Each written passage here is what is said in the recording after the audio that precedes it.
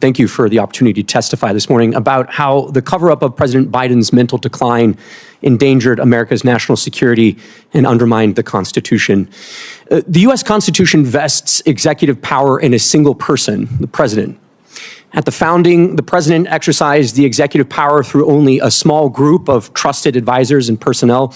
In fact, President Washington had a 4-member cabinet. Today, the president directs a Leviathan executive branch with 15 cabinet departments and at least 4 million full-time executive branch employees. The executive branch proliferation has a single source of democratic legitimacy, that by order of the U.S. Constitution's Article 2, the president is both elected by the American people and vested with the executive power, all of it. Traditionally, the president takes positive actions and authenticates those actions through his signature. His signature is required for the most significant actions he may undertake: to sign an executive order, to take any action invested in him by the Constitution, as in granting a pardon, and to take the most important action of all, to sign a bill into law. Today's Senate hearing exposed the Biden White House's widespread use of Autopen technology to affix the president's signature to crucial executive actions, raising unprecedented constitutional questions about presidential capacity and democratic legitimacy. We'll break down the shocking scope of Autopen usage, which controversial pardons were machine-signed, and why this could represent the biggest constitutional crisis in modern American history. In all these cases, the president's signature is itself the protection of democratic principle. When the president signs, he communicates his assent and endorsement of the action he takes. The Autopen is a device that signs the president's signature to a document. The Oversight Project, of which I am a board member, has discovered that the Biden White House deployed an Autopen to affix President Biden's signature to pardons, prison commutations, executive orders, and presidential proclamations. The Oversight Project's research has found that the Biden White House first deployed the Autopen to affix President Biden's signature to a proclamation on day 5 of his administration, and that there were at least 3 different Autopen signatures in use throughout President Biden's tenure in the White House. In June 2022, the Biden White House began deploying the Autopen to sign clemency warrants and executive orders. Autopen use skyrocketed from there. We found that of the 51 clemency warrants issued during the Biden presidency, over half, 32 in total, were signed with an Autopen. And these include some of the most controversial acts of clemency of the Biden presidency, including death row commutations and the preemptive pardons of members of the Biden family, Dr. Anthony Fauci, General Mark Milley, and more that were issued in the final days of the Biden presidency. We reviewed President Biden's schedule and his publicly available media and were unable to find any record of President Biden's personally approving these actions, such as a statement issued by the president himself to reporters. In addition, we found that the Biden White House used the Autopen to affix President Biden's signature to clemency warrants and executive orders while the president himself was in Washington, D.C. for at least some of that day, and thus was presumably available to sign important executive actions.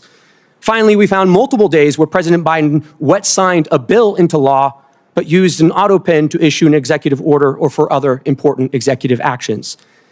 The Biden White House's widespread use of an Autopen to affix President Biden's signatures to documents that exercise executive powers belonging solely to the president poses significant constitutional, legal, and practical considerations.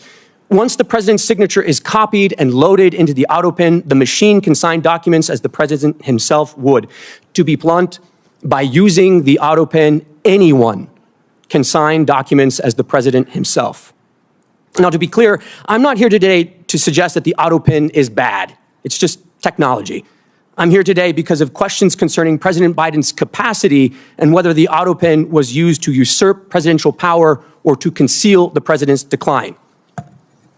As the sitting president's mental acuity declined, potentially to the point of incapacitation, his administration's expansion of the powers of the presidency raises more questions than answers. Any investigation into this matter should focus not only on whether President Biden directed or authorized subordinate staff to take action in certain instances, but whether he had the capacity to do so at all. The 25th Amendment lays out clear procedures for what to do when the president is incapacitated. It was carefully drafted and informed by our nation's history. The Biden administration ignored it all to aggrandize executive power and push the country further in their preferred ideological direction. It is our obligation at this point to get to the bottom of these issues and to ask the important question as to whether or not the Autopen and other devices were used to cover and obscure President Biden's mental decline, undermining our national security and also the Constitution.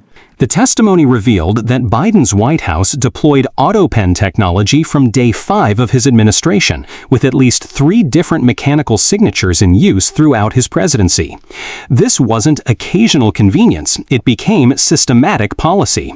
The witness, representing the Oversight Project, documented that Autopen use skyrocketed starting in June 2022, coinciding with growing concerns about Biden's mental acuity. The most damaging revelation concerned clemency warrants. Of the 51 clemency actions during Biden's presidency, 32 were signed by machine rather than the president himself.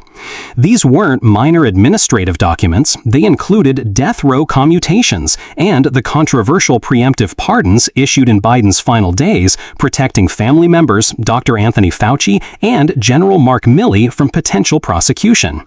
The constitutional implications are staggering.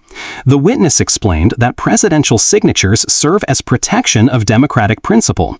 They communicate the president's personal assent and endorsement of actions taken in his name. When a machine replicates that signature, the democratic connection between the elected president and executive power is severed. The president's signature becomes meaningless if anyone can authorize its use. Perhaps most troubling, the testimony revealed instances where Biden was physically present in Washington but still used Autopen for executive orders while personally signing bills into law the same day. This suggests deliberate choice rather than logistical necessity. If the president was available to sign legislation, why wasn't he signing pardons and executive orders that carry equal constitutional weight? The witness connected this Autopen abuse directly to Biden's mental decline, arguing that the technology was used to usurp presidential power and conceal the president's decline. The 25th Amendment provides clear procedures for presidential incapacitation, but the Biden administration allegedly ignored these constitutional requirements to maintain the appearance of presidential competence while pursuing their ideological agenda. The testimony raised a fundamental question that goes beyond Biden's presidency. In an era of expanding executive power, what happens when the person constitutionally vested with that power lacks the capacity to exercise it? The witness noted that today's presidency directs 4 million federal employees across 15 cabinet departments, making presidential incapacitation a national security threat unlike anything the founders envisioned. What's your take on Autopen usage for presidential actions? Is this a reasonable administrative tool or a constitutional violation that undermines democratic governance? Should there be legal restrictions on when mechanical signatures can substitute for presidential authorization? Let me know in the comments below.